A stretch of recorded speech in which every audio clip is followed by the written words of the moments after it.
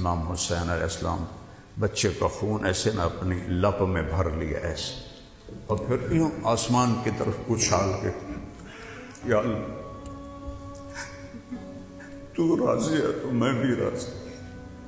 اور پھر اس کے بعد شمر نے کہا قتل کرو،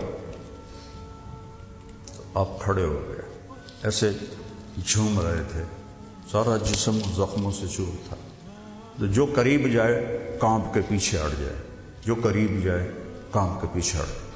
اس پہ گالیاں نکالی خبیث نے۔ تو ابو زرع شریک تمیمی، اس نے پہلا وار کیا آپ کا تلوار کا اس کندھے پر، اس سے آپ ایسے سیدھا پیچھے گر گئے۔ تو اس نے کہا گردن کاٹو۔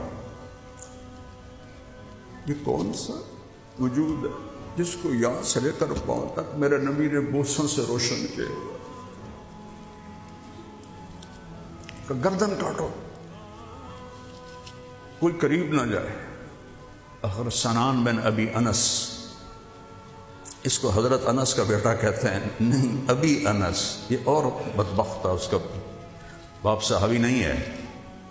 اس نے جا کر خنجر سے سر کاٹا، جس گردن کو میرے نبی نے ایسے گلے لگا کے ہاتھوں سے اپنے سینے سے لگایا، جس گردن پہ بوسے لیے، جس چہرے کے بوسے لیے، اور کاٹ کے خولہ بن یزید کو پکڑا دی۔ اور جب ابن زیاد کے سامنے آپ کا سر رکھا گیا تو کہنے لگا میں نے ایسا حسین چہرہ نہیں دیکھا جو مرنے کے بعد بھی اتنا تر و تازہ۔ اور اس نے ایسے چھڑی ماری ہونٹوں پر، تو ابو برزہ اسلمی کھڑے ہو گئے، بوڑھے صحابی، کہے امیر یہاں چھڑی نہ مارو، میں نے ان ہونٹوں پہ اللہ کے نبی کے ہونٹوں کو لگتے دیکھا ہوا، یہاں چھڑی نہ مارو۔ کہنا کہ تو بڈھا ہو گیا ورنہ تجھے بھی اس کے ساتھ ہی آگے بھیج دیتا۔